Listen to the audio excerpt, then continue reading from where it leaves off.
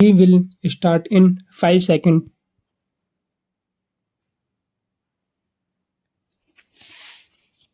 Mr. Speaker, sir, I am grateful to you for giving me this opportunity to speak on a very realistic budget presented in Parliament.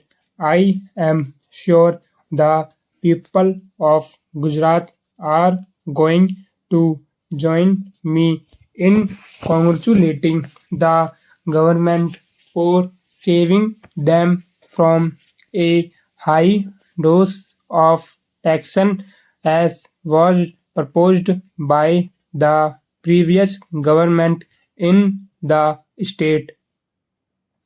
Sir, I take this opportunity of mentioning a few things more which I would not probably have been able to do as these are the state subjects. Before the state government gave up power, the central government has of course not imposed the president's rule, but we are under the governor these days. Hence, the state's budget was presented. Sir, I do not know whether it has been an oversight by the administration today or whether they have carried on what the previous government had mentioned. I would like to be very specific here in mentioning about the sales tax that they have imposed on all fish and marine products in Gujarat. I do not understand the logic behind it.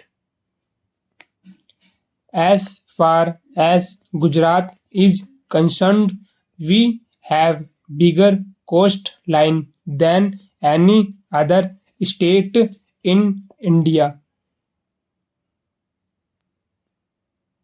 Our maritime resources have been exploited fully.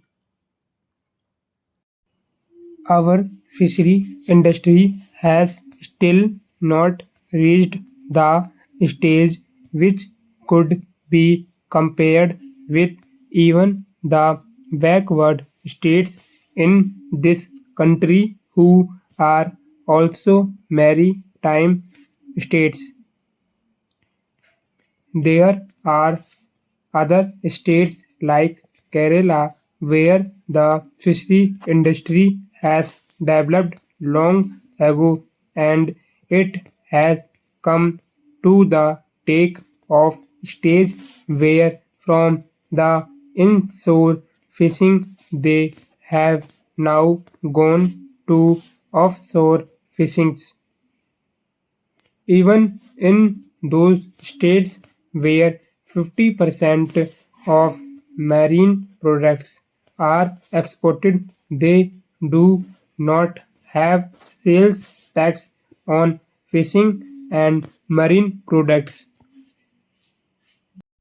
The Gujarat government expects a revenue of about rupees 40 lakhs to rupees 50 lakhs by way of sales tax.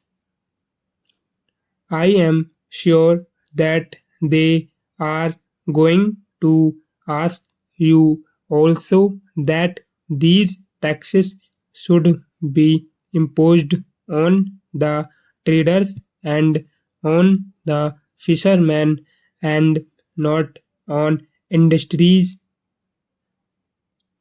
We know that whenever such a tax is imposed, it goes down to the fishermen. The fishermen in Gujarat are poor. We recently had an example of the export duty levied on all wool that was exported there to Gujarat was affected. The argument given at that time was that this export duty was expected there to Gujarat was expected as such. Thank you.